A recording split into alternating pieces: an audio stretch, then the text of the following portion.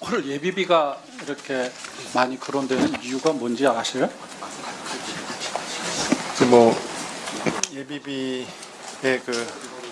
작년 결산에서 지적된 내용들 때문에 그런 걸로 알고 있습니다. 물론 지난번 결산에서 많이 지적이 됐죠. 집중적으로 지적이 됐었는데 그 원죄는 윤석열 정부에 있습니다. 왜 그러냐면은 이 예비비가 문제가 됐던 게 대통령실 이전 때 이 돈이 방만하게 집행된 부분이 하나 있었고요. 또 하나는 대통령 해외 순방 예비비가 해외 순방은 열심히 다녔는데 성과가 없었다는 거예요. 그 성과가 없었다는 게 대표적인 게 엑스포 유치였던 거죠. 이런 것들을 계속 저희들이 지적을 해왔는데 이 예비비라는 게 예측할 수 없는 지출 또는 초과 지출에 충당할 목적으로 편성을 하는 거잖아요. 과연 지금 이 정부가 편성한 이 예비비 규모가 적정하냐에 대한 문제 제기를 저희들이 하고 있는 거죠.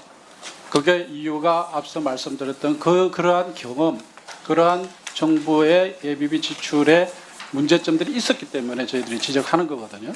그거를 잘 받아들여야 되는데 지금 설명하는 걸 보면 정부의 설명이 설득력이 없어요. 왜 그러냐면은 올해가 4조 8천억인데 전년 대비 14.3%가 증가를 하는 거예요. 정액이 된 거예요. 근데 지금 총 지출 증가율은 3.2%잖아요.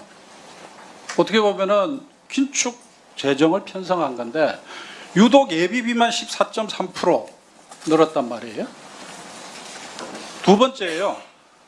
이게 뭐냐면 과학기술 R&D 예산을 올해 왕창 어떤 5조 원 이상 깎아버려놓으니까 어차피 R&D 예산 늘려줘야 되니까 그게 한 17.3% 되는데 그 다음으로 많은 게 지금 예비비예요.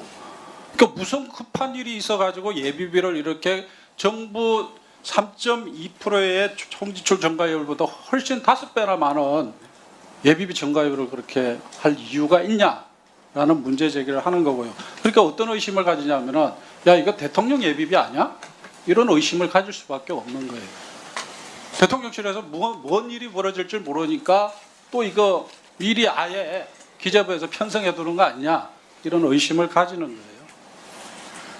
그리고 실제로 아까 다른 의원님들도 지적하셨듯이 21년 이후에 예비비가 계속 줄어들었어요. 편성을 기준으로 해서 22전에 5조 5천억, 23년 4조 6천억, 24년 4조 2천억으로 편성 단계에서 계속 줄어왔던 거예요. 근데 갑자기 이번에 14.3%로 이렇게 가장 많이 예산을 늘리는 거는 뭔가 이게 기존 기조에 또 안 맞는 거죠.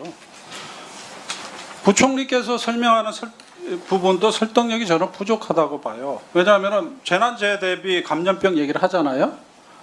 재난재해 대비나 감염병은 관련 부처에 편성을 하면 돼요. 일반 회계로.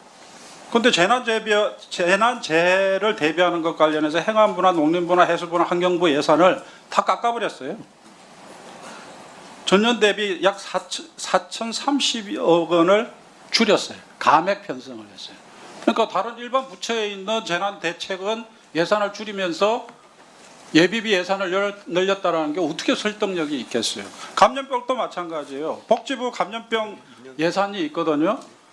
그게 2023년에 9,530억 원이었는데 내년도 예산에는 전액 삭감을 했어요. 그러니까 뭐냐? 재해대책이라든가 감염병 이 문제는 일반 부서, 책임 있는 부서에서 대처할 수 있도록 일반 예산으로 편성을 해줘야 되는데 이걸 갑자기 예비비로 가져왔다? 누가 그걸 믿겠어요? 그쪽 예산은 줄이고 예비비를 늘렸다. 그거는 설득력이 전혀 없는 거죠. 이런 걸 봤을 때 예비비 편성 취지, 또 예산의 전체 예산 편성 기조, 그 다음에 또 구체적인 예산 편성의 항목, 모든 부분에서 설득력이 없는 거예요. 그렇기 때문에 저희들이 이번에 예비비 편성의 문제점들을 의원님들께서 조목조목 지금 지적을 하고 있는 거죠.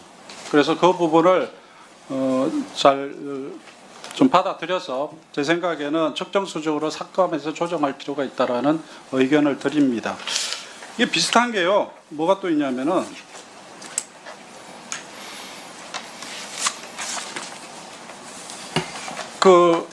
이게 뭐냐면 이 기재부가 예산 편성을 하는 데 있어서 옛날 같지가 않아요.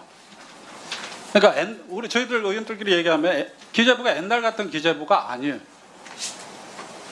지금 예를 들면은 우리 그 기재위 전문위원실에도 지적을 했는데 국제개발협력기금 있죠. 개발협력자금 있잖아요. 국제개발협력기본법 잘 아시죠? 이번에 그 국제개발협력 그 예산 편성한 거를 보면은 이 국제개발협력 기본법을 완전히 위반하고 있어요. 정액한 거하고 아예 항목에도 들어가 있지 않는 사업들이 들어가 있어요. 뭐냐면은 이 지금 이 국제개발협력 기본법에 따라서 총리 산하의 국제개발협력위원회라는 걸 두게 있어요. 그리고 그 안에 사무처를 둬요. 이게 제 기억으로는 2024년도에 시행된 걸로 알고 있는데 법이 시행된 게 이걸 원래 만들 때 어떤 취지였냐면은 무상원조와 유상원조가 이게 서로 긴밀하게 유기적으로 연결되어 있지도 않고 전략적으로 이게 장기간의 목표를 가지고 움직이지 못하는 것으로 인한 낭비가 너무 많다라는 지적이 있어가지고 국제개발협력기본법이라는 걸 만들고 이 총리 산하의 위원회를 만들고 사무처까지 두게 된 거거든요. 근데 그래서 거기서 만든 종합계획에 따라서 그 종합계획은 매년 심사를 해서 확정을 하는데 모든 사업들이 그 안에 들어가야 되는 거예요. 그 안에 들어가지 않는 사업은 이 기본법을 위반하고 있는 거거든요. 근데 지금 보면은 계획안 대비 정액된 사례들이 24년 대비에 약 1,547억 이 정액돼서 2조 2천억 수준이 됐고 아예 확정되지 않은 사업도 들어가 있어요. 그래서 심지어 지원할 대상 국가도 정해지지 않는 사업들이 250억 원이 책정이 돼 있어요. 이거는 내가 보기에는 국제개발협력법을 위반하고 있는 거예요. 그러니까 다시 제가 정리해서 말씀을 드리면 기재부가 예산 편성을 하는 데 있어서 그 엄격함을 들어가는 돈이 돼야죠. 그러니까 아까 말씀드린 것처럼 예비비에서도 그렇고 국제개발협력 자금이 예산 사용에 있어서도 편성에 있어서도 기재부의 그런 예산 편성의 엄격함 그리고 효율성, 효과성을 따지는 그런 사세들이 무너졌고 제가 그걸 좀 지적하고 싶어요. 네, 지금 의원님 지적하신 부분에 대해서 혹시 그런 사항이 있는지 다시 한번 짚어보겠습니다. 근데 두 가지만 말씀드리면 하나는 각 부처에 있는 그 재복구비를 저희가 감액한 게 그냥 임의로 감액한 게 아니고 보통 이제 23년도 24년이 전반적으로 재해가 적었다고 합니다. 그러다 보니까 그 재복구비라는 게 단년도만 쓰는 게 아니잖아요. 그러니까 23, 24년도가 작으니까 25년도에 그 부분들이 연동해서는 줄었다. 그러니까 저희가 감액한 것이 아니고 그래서 그런 부분들이 좀 있었다는 걸 말씀드리고요.